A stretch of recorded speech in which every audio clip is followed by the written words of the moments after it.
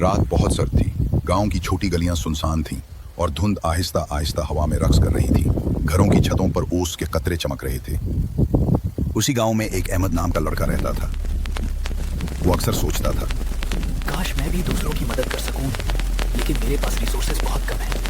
बेटा, अल्लाह ताला की रज़ा के लिए छोटी छोटी नेकियां भी बहुत बड़ी होती हैं। कभी भी हार मत मानना। अच्छा माँ, मैं कोशिश करूंगा, छोटी हो या बड़ी, किसी तरह गांव के लोगों की मदद करूंगा। यही तो सही बेटा, हर छोटी कोशिश का फल अल्लाह देता है।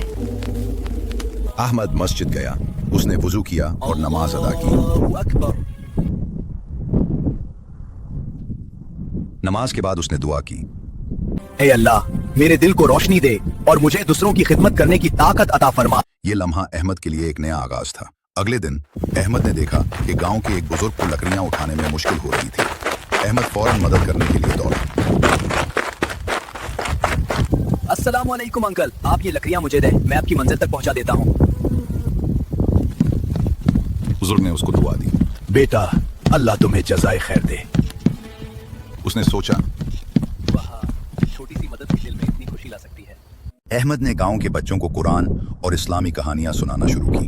हर कहानी के बाद वो समझाता, बच्चों, ये कहानी सिखाती है कि ईमान मजबूत रखो और हमेशा मददगार बनो। आमिर भाई, हम भी ऐसे नहीं काम करेंगे। शाबाश, छोटी छोटी नेकियां भी बहुत बड़ी होती हैं। अहमद अपने कमरे में कंबल में लपटा सोच रहा है। आज मैंने कुछ छोटी नेकियां की। ये छोटी सी कोशिश भी मेरे दिल को खुशी दे गई। वैसे भी अल्लाह की रज़ा सबसे बड़ी नेमत है।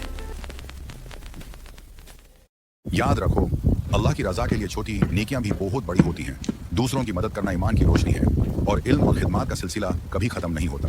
रोशनी देने के लिए खुद रोशनी होना जरूरी है।